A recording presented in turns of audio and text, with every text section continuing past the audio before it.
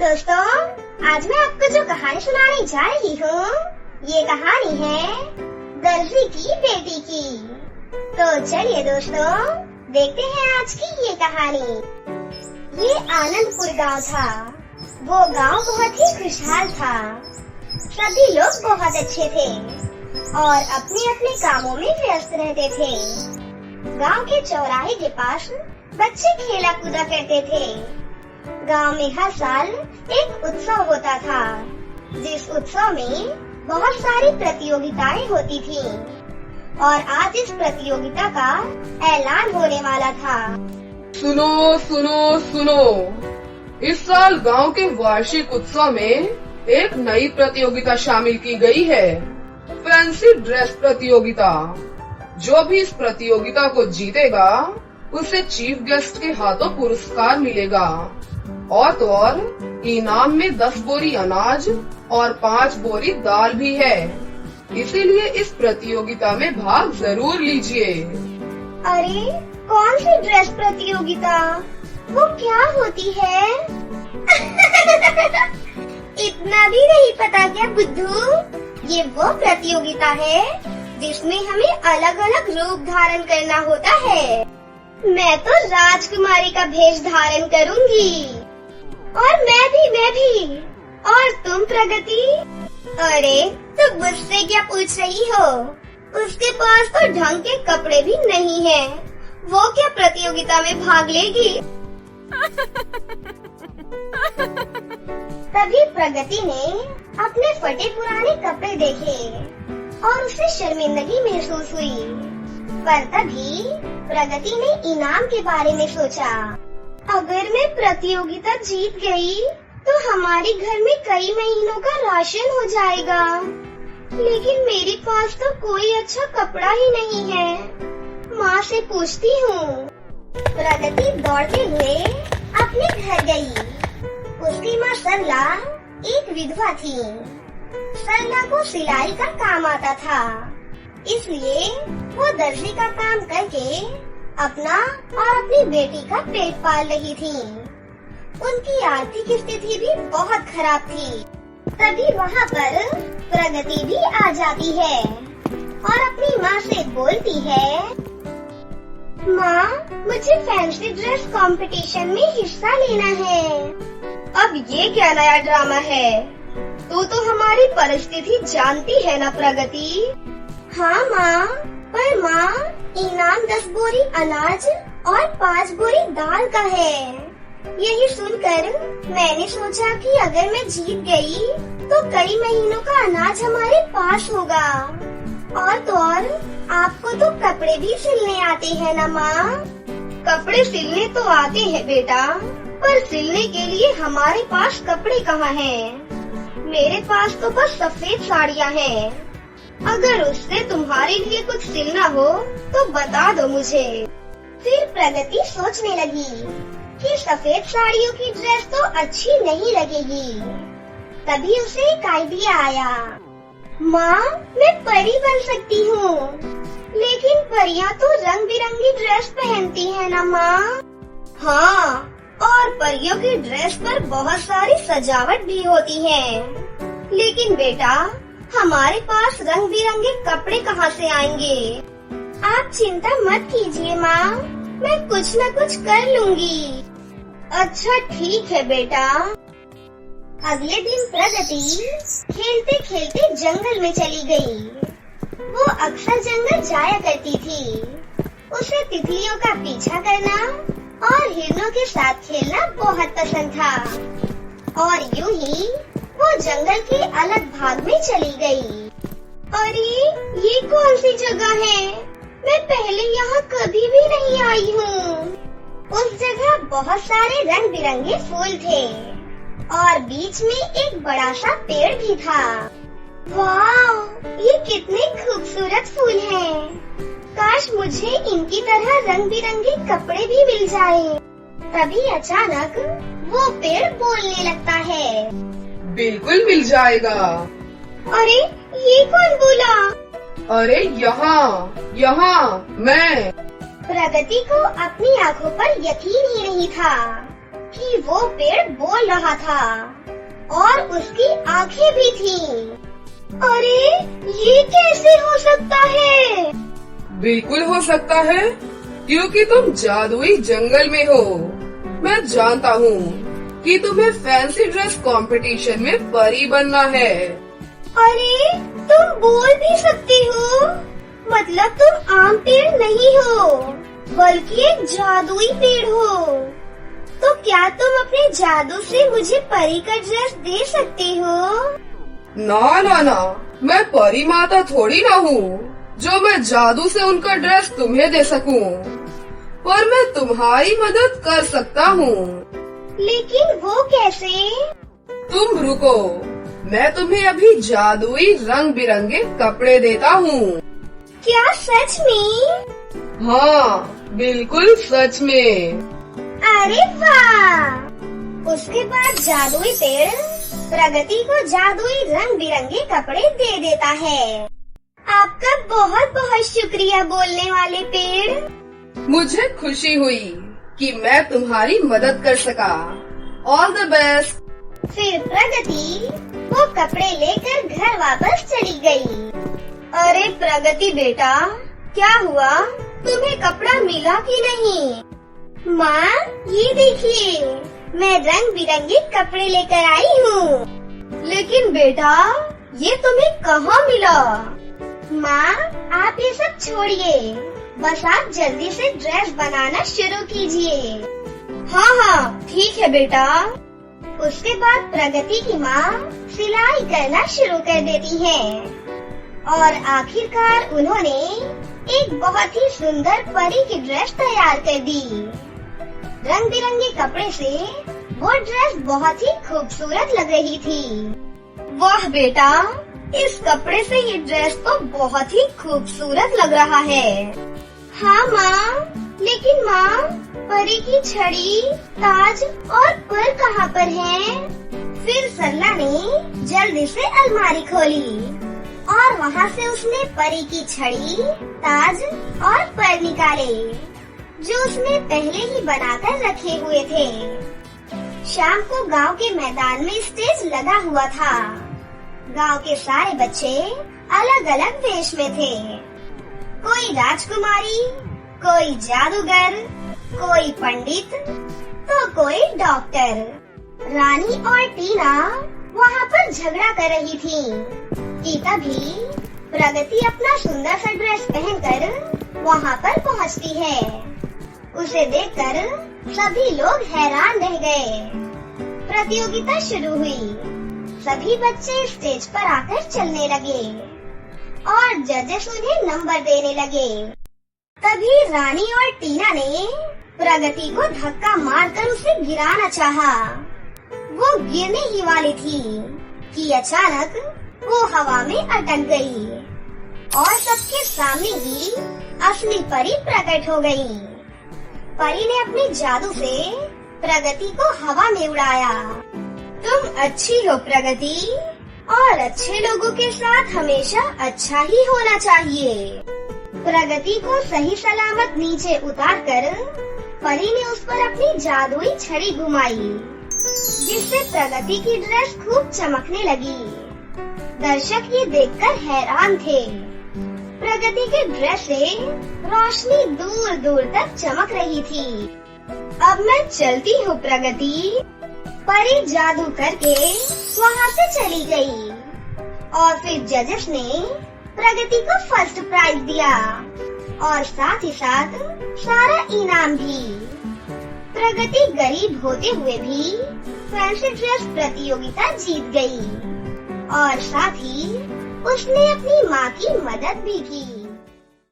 एक बार की बात है, किसी गांव में सोनम अपनी माँ रेखा और पिता विकास के साथ रहती थी। सोनम दिखने में बहुत खूबसूरत थी और उसे घर के सारे काम भी बहुत अच्छे से आते थे। एक दिन सोनम के पापा उसके पास आते हैं और सोनम से कहते हैं, सोनम बेटी, अब तो तुम्हारी 12वीं की पढ़ाई पूरी हो गई है। अब तुमने आगे के लिए क्या सोचा है? पापा, मैं सोच रही हूँ कि आगे की पढ़ाई करने के लिए मैं शहर चली जाऊँ। आपकी इस बारे में क्या राय है पापा? अगर तुम शहर जाकर पढ़ाई करना चाहती हो तो तुम जा सकती हो, लेकिन उससे पहले मैं अभी इस बारे में तुम्हारी मम्मी से बात करके आता हूँ, क्योंकि इस बारे में तुम्हारी मम्मी की राय जानना भी बहुत जरूरी है। हाँ पापा, आप बिल्कुल सही कह रहे हैं। आप दोनों की मर्जी होगी तभी मैं आगे चलकर कुछ अच्छा कर पाऊंगी। वैसे भी पापा, गांव में रहकर कुछ भी नहीं हो पाएगा। मेरी गुड़िया रानी जो चाहेगी वही होगा। इतना कहकर सोनम के पापा रेखा के पास जाती हैं और उससे कहते हैं, अरे सुनती हो भाग्यवान, हमारी बेटी शहर जाकर पढ़ाई करना चाहती है। तुम कहो तो मैं उसे शहर भेज दूं। अरे हाँ हाँ, क्यों नहीं।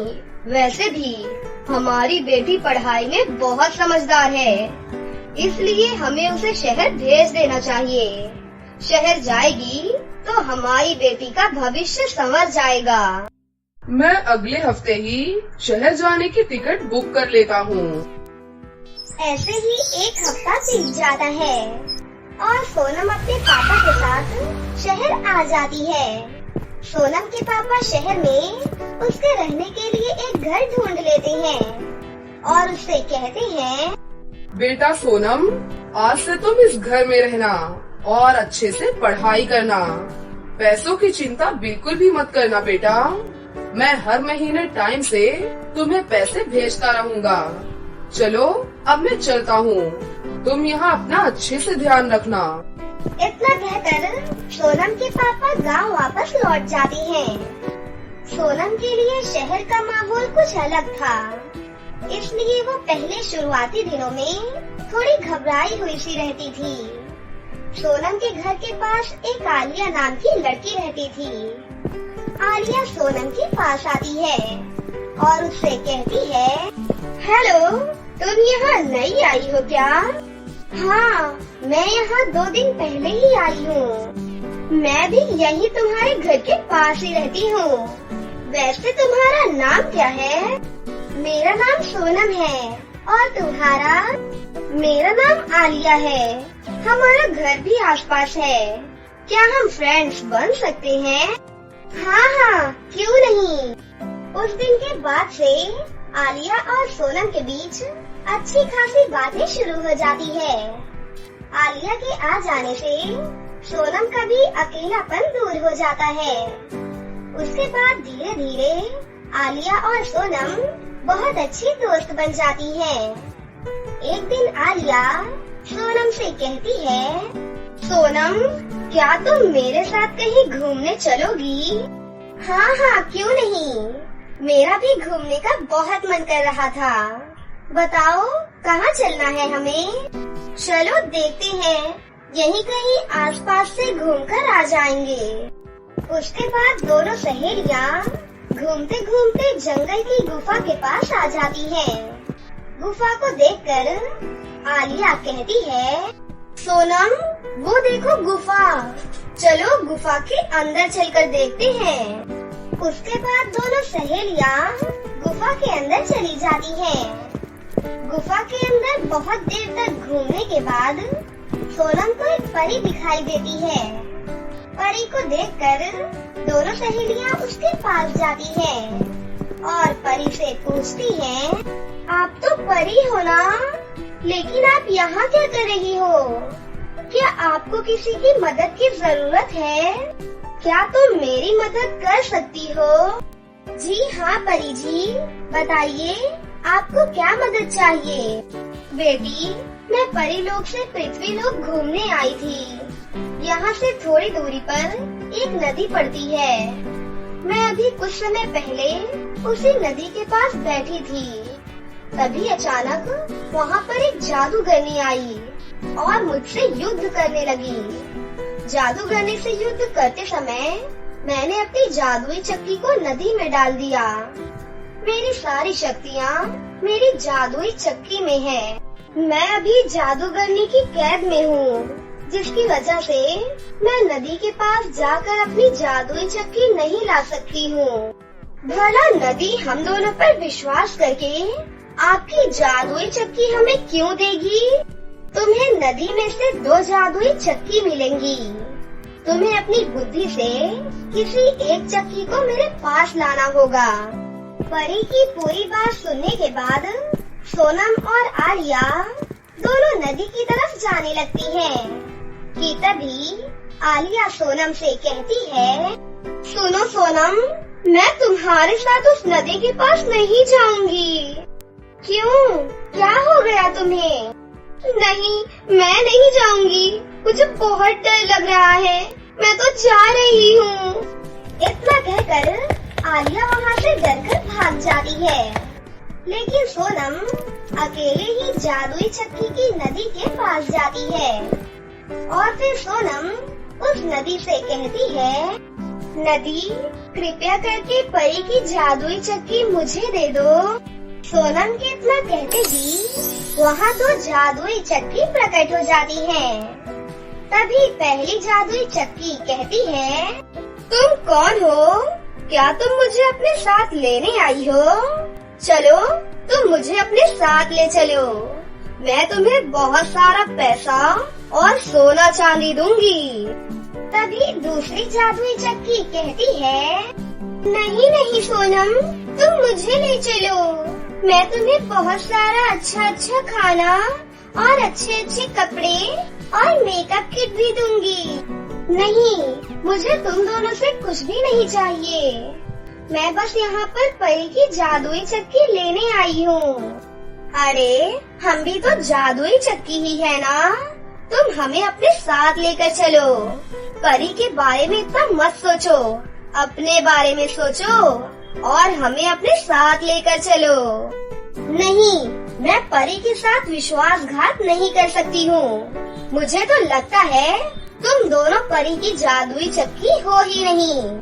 इतना कहकर सोनम वहाँ से जाने लगती है। तभी पहली जादुई चक्की सोनम को बुलाती है और उससे कहती है, रुको सोनम, मैं ही परी की जादुई शक्तियों वाली चक्की हूँ।